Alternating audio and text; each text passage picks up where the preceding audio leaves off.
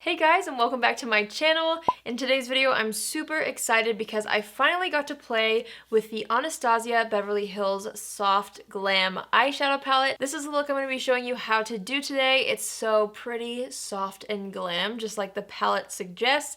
I have to say, I love this palette. I played with it a few times before filming this video because I really wanted to have a really solid opinion for you guys, and I definitely love it, and I can't wait to share more about it as we go through the video. Also, since we are using a more high-end palette, I'm going to do the rest of my face with affordable products, so you have a nice little balance. Also, before we get into the video, I just wanted to welcome any new subscribers. I'm so grateful you guys have hopped on board. It's been a crazy couple days. A lot of you guys may know that I recreated a Kathleen Lights makeup tutorial for my last video, and she saw my video and she commented and I about passed out. She is one of my favorite beauty gurus ever, so thank you all so much for everybody who tweeted that video at her. You guys made my dreams come true, and I'm so excited about it. And also, I know a lot of you guys are coming from her latest video now. I think my video was suggested next to it, so I know a lot of you guys have found my channel over the past couple days, and I just wanted to welcome you all to the family, and I can't wait to get to know you guys a little bit more. So with that being said, you guys, let's just get right into the tutorial. I'm so excited to show you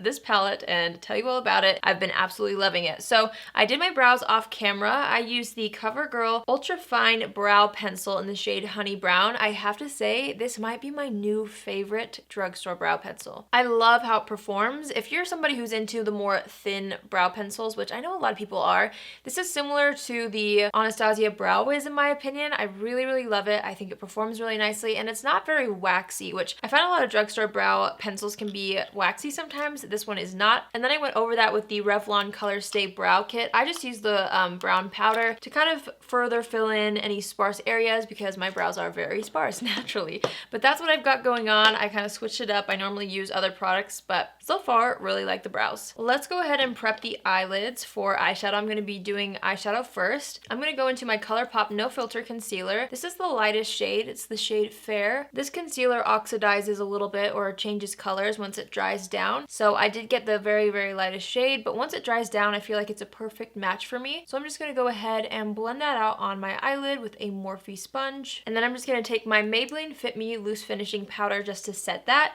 and to really prep it for eyeshadow. I'm just going to dust a light layer over the concealer. And now we are ready to go into eyeshadow. Now the Soft Glam palette is so beautiful. I wanted to test it out a little bit earlier and use it a couple times just because of the whole like subculture drama that happened. I just really wanted to know my true opinion and be able to use it a few times to let you know how it really is or how I feel it is. And honestly, I feel like it is beautiful. I feel like the formula is exactly how the Modern Renaissance palette is, which the Modern Renaissance, if you don't know, is one of my favorite palettes, if not my favorite of all time. But this is the Natural Glam palette, and oh my goodness, I mean, if you are a natural makeup, neutral color makeup person, you are going to love this palette. Look how beautiful the colors are. Now, something that's kind of interesting about this palette is that a few shades are the same as the Modern Renaissance palette. I've seen a lot of reviews that like kind of don't like that. I personally don't really mind it because the shades that are in the Modern Renaissance palette are amazing, and so I feel like it's a really great palette anyways. Tempura is one of my favorite shades ever. That's in the Modern Renaissance palette. Burnt Orange, Cypress Umber, and I think that's it. Dusty Rose is kind of similar to Buon Fresco. Here, let me just show you a comparison. If you're wondering, my Modern Renaissance palette is quite beat up, but here they are side by side. As you can see, there are a couple colors that are similar, but I do feel like they do different things for me. The Modern Renaissance palette obviously has some really great neutral tones for every day, but this one has like a lot of neutral tones. Since the Modern Renaissance palette has a little bit more color to it, I feel like I dabble in a couple of the shades really rarely. I love every shade, but like I don't use those fuchsia berry tones on a daily basis, where this palette I've already tapped into every single shade. So I'm just saying, if you like the Modern Renaissance palette, or if you've been debating on getting an Anastasia palette, I would definitely look into this. It is so beautiful. I've been blabbing so much. I need to just like get to it. So let's go into Orange Soda. That's this shade right here. I've been using this shade as a transition. I just think it's really beautiful. So I'm going to go ahead and sweep this back and forth through the crease and a little bit above, kind of just toward the brow, to create that nice transition. I haven't had any problems with the blendability of these shadows either. I feel like they've blended beautifully for me. I really love them. Again, they really do remind me of the formula from the Modern Renaissance palette. Next, I'm going to be taking this shade right here called Burnt Orange. This is a shade that is in the Modern Renaissance palette. And I'm just going to take the brush that comes with the palette, and I'm putting that slightly below where we put the transition shade, kind of more through the crease, and just moving back in windshield wiper motions and building up the color through the crease. With a clean brush, I'm just going to lightly sweep over both those colors to make sure that they're really nice and soft and seamless. Next, I'm going to be hopping into Sienna, which is such a gorgeous kind of terracotta color, and I'm just going to start to work this on the outer third of the top lash line, kind of moving in a diagonal motion. So I like most of the product to stay on the outer corner, and then once the brush has a little bit less product, I'll drag some of that into the crease as well. So next I'm going to go into my favorite shade in the palette, this one right here. It's called Bronze, and it is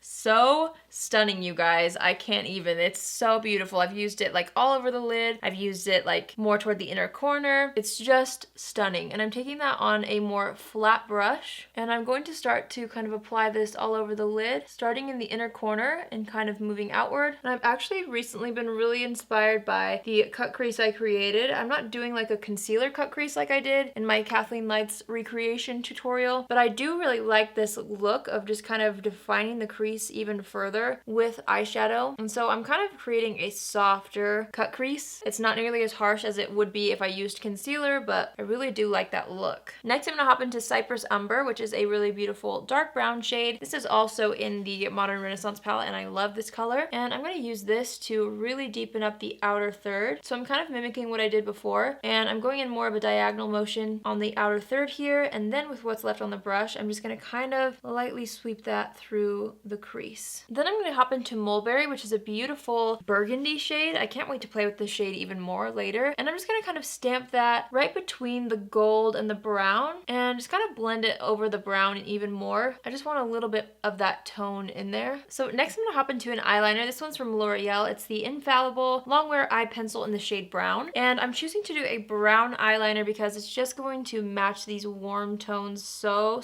nicely. So I'm just creating a line on the top lash line. And then I'm actually going to go into the black shade right here. And I'm just taking a really small angled brush, and I'm going to just define the outer third or so, stamping it right over where we applied the brown eyeliner, and then just kind of smudging it out. So we kind of have like an ombre eyeliner from brown to black. I'm just taking a little bit of this shade right here called Glistening, and I'm just popping that on like the very inner corner of the eye, blending it up into the bronze shade. And now I'm just going to take a makeup wipe and clean up the fallout that we had. There's a little bit of fallout with this eyeshadow palette, just like the Modern Renaissance. So I would recommend doing your eyes first if you're planning on doing a super smoky kind of look. I'm also using my finger to clean up the edge of the eyeshadow. And then I'm kind of just pressing the lines down a little bit. I don't want them too harsh, but I do want definition for sure. So now for skin, my skin is already moisturized, and I'm just gonna go ahead and put a little glow to it. So I'm gonna go into my L'Oreal True Match Lumi Glotion. This is in the shade Light Glow, and I'm just going to apply a little bit of this all over the skin, and it just adds a really nice luminosity, but it doesn't feel like greasy, which I really like. I'm gonna go in with my L'Oreal Infallible Pro Glow Foundation in the shade 202, and I'm going to take my sponge and kind of start in the center of the face and work my way out, taking what's left and blending it down the neck. I really like the finish and the coverage of this foundation. I definitely feel like if you have really good skin, or you're having a good skin day, like this side of my face is having a good skin day,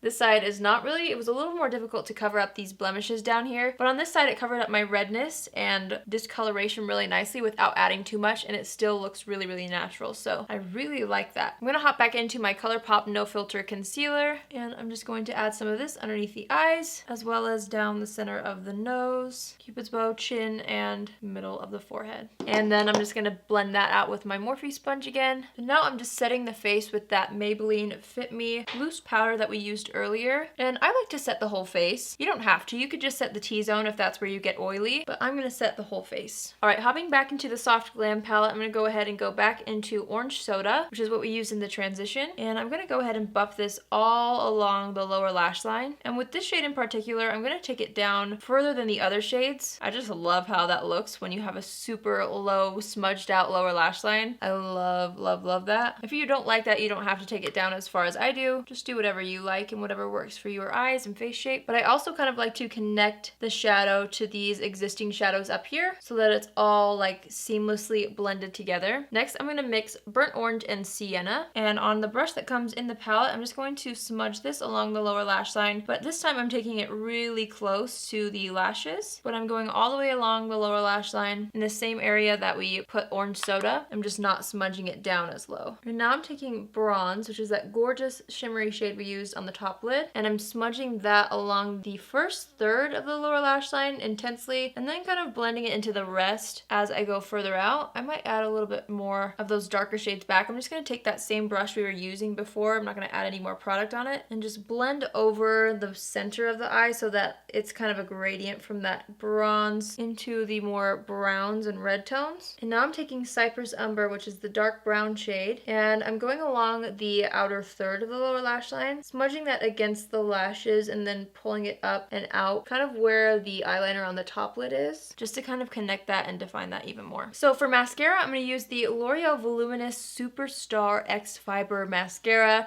This was sent to me this week, and I'm so happy to try it. I was this close to buying it at the drugstore the other week, and I just didn't. I bought another mascara instead, so I'm really excited to try this. Somebody in the comments had also suggested this to me, so I'm really excited. It has two sides to it, so I'm going to use the first step. I'm pretty sure this is a primer, but it looks like a pretty dark primer. So I'm just going to apply this to the lashes first. So that first step alone did so much for my lashes. I'm really excited to see what the second step does. Okay, so there's step one. That looks like a normal mascara. I'm going to go ahead and go into step two now. Whoa! And I'm going to apply that right on top. Darn it, I got the mascara right there. I always do that. Well, I must say I really like how that mascara looks. I obviously don't know how long it wears or anything like that, so I'll keep playing with it and keep you guys posted, but I really like how it looks. L'Oreal makes great mascaras. So let's move back into the face now. I'm going to go into my L'Oreal True Match Lumi Bronze It Bronzer. I'm obsessed with this bronzer still. And I'm just going to apply this along the hairline, under the cheekbones a little bit. I also love to use this bronzer to contour my nose.